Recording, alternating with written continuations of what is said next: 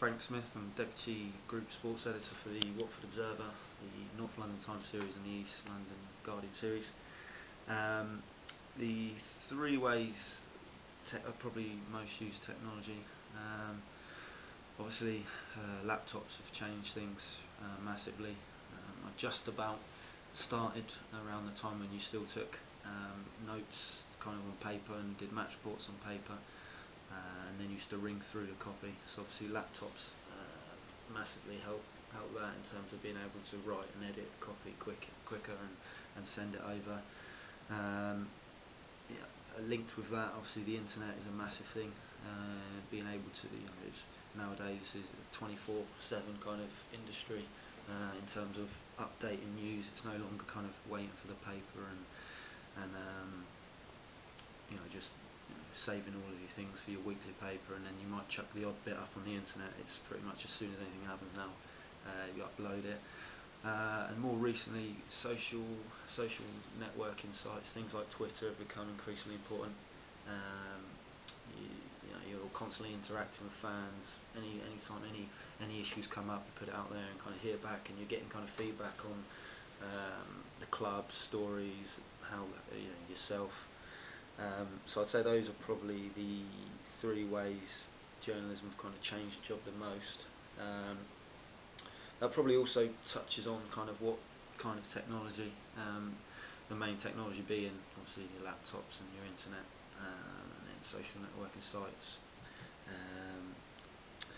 With regards to the last bit of technology used, they all kind of link together because you'll use you might use a dictaphone, say, to record your interview. You then also use your laptop to type up your interview, write your story, use the internet to upload the story, and then once it's uploaded to your website, you're then using things like social networking sites like Twitter and Facebook to put it out there and interact with fans. So in terms of kind of what you're using, what I last used, it's kind of it all interacts really.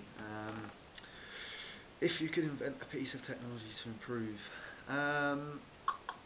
for me personally, we do quite a lot of player interviews and manager interviews, and quite often they're lengthy interviews that will be kind of page lead stories.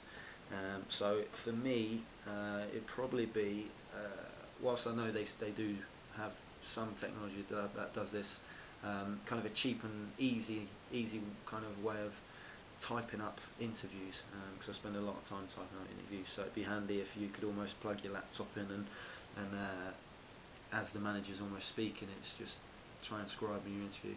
Like I say, I know they do that already, but I'd probably say that'd be the way that would most help me.